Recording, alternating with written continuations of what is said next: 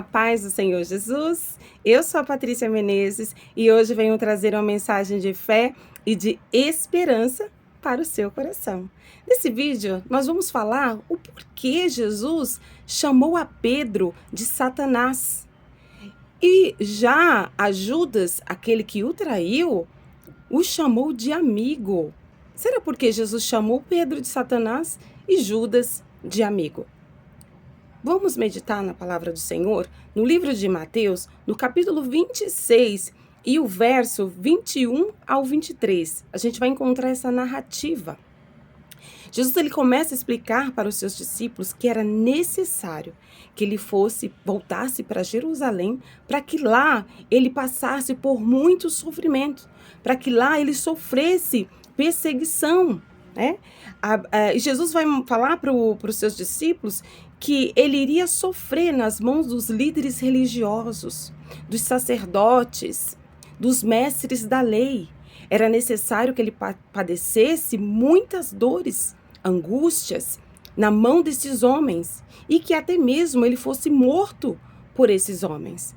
Mas aí, quando Jesus começa a falar com os seus discípulos, dando-lhes essa explicação, Pedro vai chamá-lo à parte. Ele retira Jesus ali do meio dos outros discípulos, chama Jesus para um cantinho particular e ele começa a repreender Jesus. Aí nós vamos ver que ele vai falar para Jesus assim: nunca, Senhor, isso te acontecerá.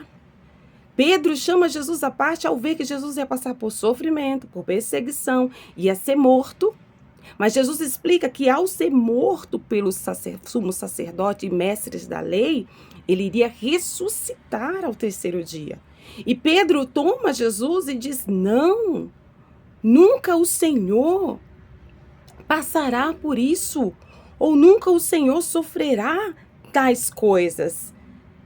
E Jesus vira para Pedro, aqui a palavra diz que Jesus se volta para Pedro, vira para Pedro, e diz para ele: para trás de mim, Satanás. Você é uma pedra de tropeço para mim. E não pensa nas coisas de Deus, mas nas coisas dos homens. Jesus repreende aqui a Pedro. Aparentemente, Pedro parecia estar falando algo bacana, né? Pedro parecia estar preocupado com Jesus. Pedro parecia, amava tanto Jesus que não queria que tais coisas lhe acontecessem. A princípio, Jesus poderia talvez pensar: poxa, como esse discípulo me ama? Ele não quer que eu sofra, ele não quer que eu padeça, ele não quer que eu passe pela cruz, pela morte e nem pelo sofrimento. Mas ao contrário, porque quando Jesus olha para Pedro, Jesus olha e vê não Pedro físico, mas vê Satanás usando a vida de Pedro. E Jesus o repreende: para trás de mim, Satanás, você não entende as coisas de Deus. Porque o diabo é incapaz de compreender as coisas de Deus. Ele não entendia o processo de Jesus na cruz, todo o trajeto do sofrimento de Cristo. E ele não compreendia. Jesus diz: você não compreende as coisas de Deus. Você só compreende as coisas terrenas, as coisas dos homens. E a Bíblia vai dizer que o homem carnal, ele não consegue entender as coisas espirituais.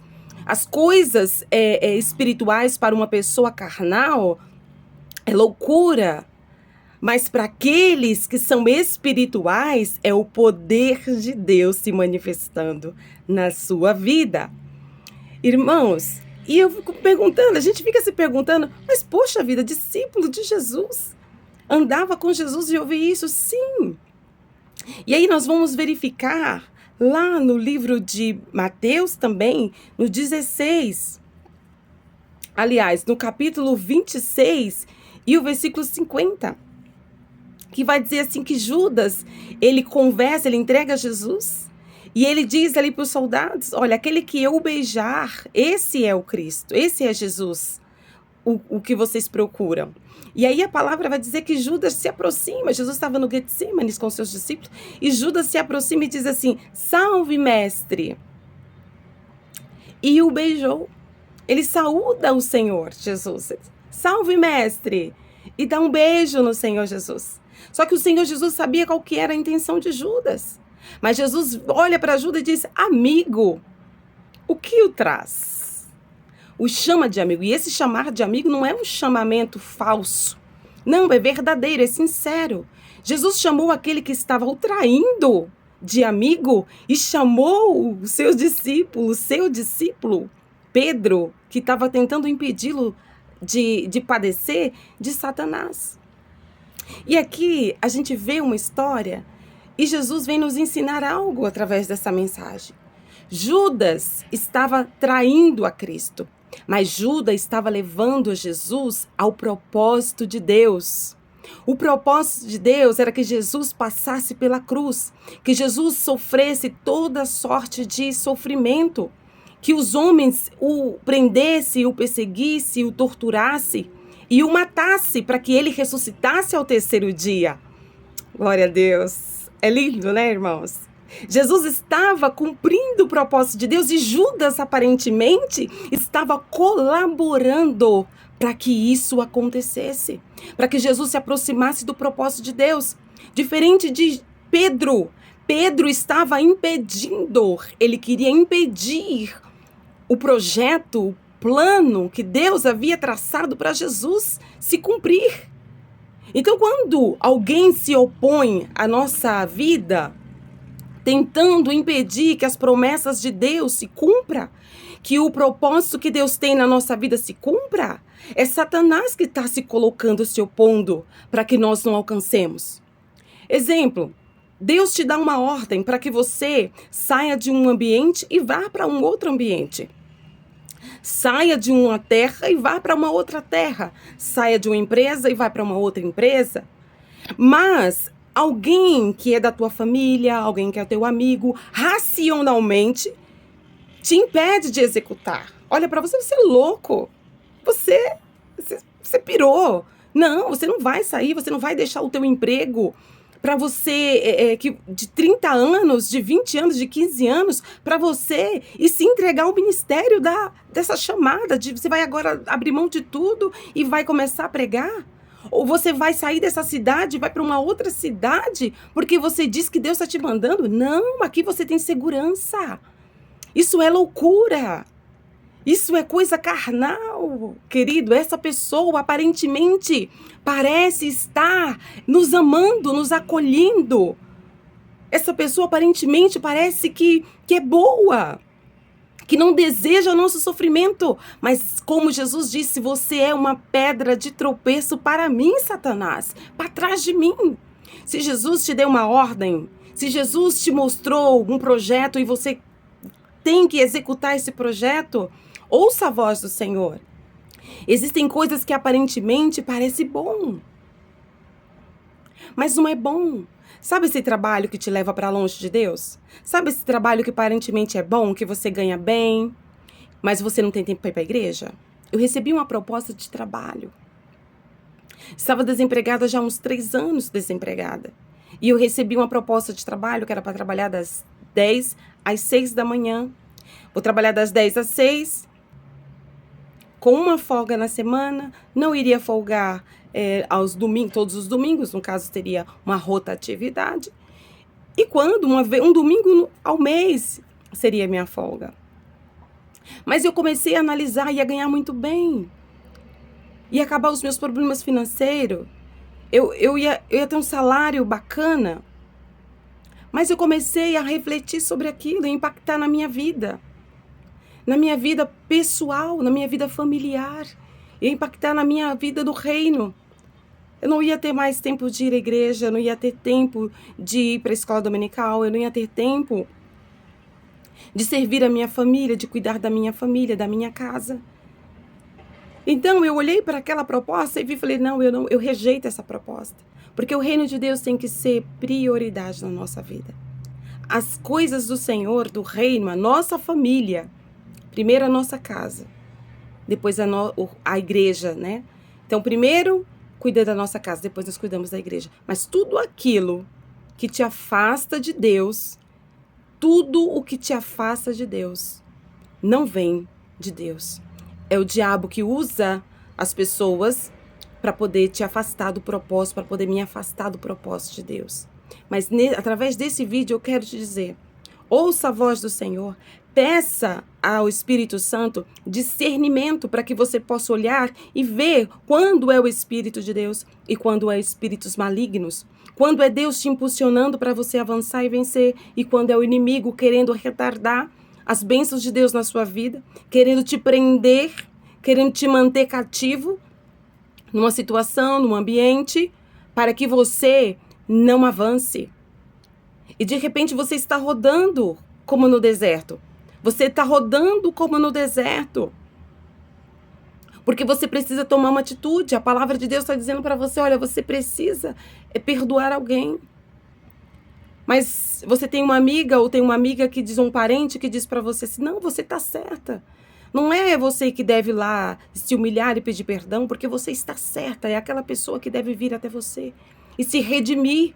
Mas o Espírito Santo está dizendo para você nesse dia, através desse vídeo, ainda que foi o outro que me ofendeu, que me machucou, que me feriu, mas nós devemos pedir perdão. Muitas vezes no meu casamento, o meu marido estava errado e falava palavras para mim, machucar, que me feria, que olhando para mim mesmo, para minha condição, eu olhava para mim mesmo e uma vozinha que dizia no meu ouvido, você está certa. Ele que deve te pedir perdão, ele que deve te pedir desculpa. Mas o Espírito Santo falava comigo, se humilha e pede perdão. E quando você pede perdão, quando você se humilha, o Espírito falava para mim, você adora. Você está adorando a Deus. Então eu ia lá e me humilhava.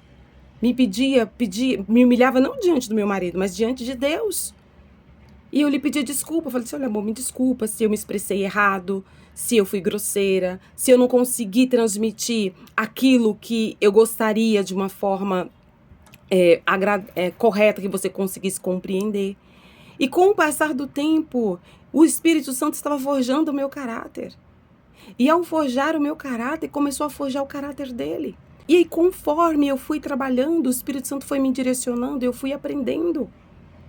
E eu fui enxergando que eu estava sendo moldada, que aquela atitude do meu marido estava forjando em mim um caráter de Cristo. O caráter de Cristo estava sendo formado em mim. Mas se eu tivesse ouvido aquela vozinha aqui que dizia aqui no meu ouvido, você está certa, você não tem que pedir desculpa, você não errou. Tem muita gente, irmãos, olha aqui para mim, você que está me ouvindo, assistindo esse vídeo, tem muita gente fazendo terapia, tem muita gente fazendo tanta coisa, passando com psicólogo, passando com terapeuta, fazendo constelação familiar, quando, na verdade, o que resolve o problema dessa pessoa é só um pedido de perdão. O que vai resolver a vida desta pessoa, que vai resolver a sua vida e a minha vida, é só um pedido de perdão. Um pedido de desculpas. É só isso. Você não precisa ficar gastando rios de dinheiro com terapia, quando, na verdade, você só tem que abrir a sua boca e dizer, ô fulano, você pode me perdoar? Será que você pode me desculpar? Eu gostaria de pedir desculpa para você. Eu estou realmente arrependido? Eu estou realmente arrependida? E quando nós fazemos isso, é porque nós entendemos que nós temos o caráter de Cristo. É que nós entendemos que nós não somos merecedores do perdão. Mas Jesus, mesmo sabendo que nós não somos merecedores, Ele nos perdoa. E quando nós perdoamos ou pedimos perdão, porque nós entendemos que já fomos perdoados e que somos necessitados de perdão diariamente, todos os dias. Todos os dias somos necessitados de perdão. Somos necessitados de amor. Então, minha querida, meu querido, nesse dia, ouça a voz do Espírito Santo. Faça não aquilo que você deseja fazer, não aquilo que o externo está te orientando a fazer, mas faça aquilo que a palavra de Deus te orienta a fazer. O que o Espírito Santo está pedindo para você fazer? Faça uma análise. Quem é a pedra de tropeço que está te impedindo de se aproximar de Cristo? Ao fazer essa análise, você conseguir enxergar o que está te impedindo, o que é a pedra de tropeço, abandone-o. Aí eu não consigo abandonar essa coisa. Então ore ao Senhor.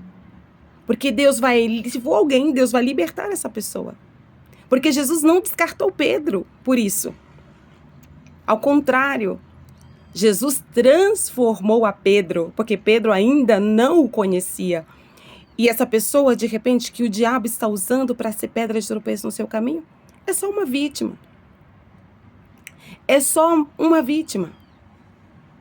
Mas que através da sua vida, Jesus vai transformá-lo. Essa pessoa será uma bênção no seu caminho. E que se for o tempo de se afastar dessa pessoa, Jesus vai tirá-la do seu caminho também. Ele vai te orientar o que você deve fazer. Busque a orientação do Espírito Santo. E em tudo aquilo que nós fizermos, nós vamos prosperar. Em tudo aquilo que nós fizermos, nós vamos crescer.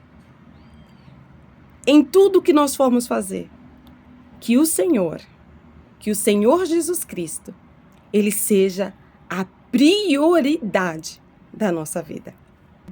Espero que essa mensagem ela tenha falado ao seu coração e que o Espírito Santo venha expressar a você esta palavra de uma forma muito mais clara para que você possa compreender.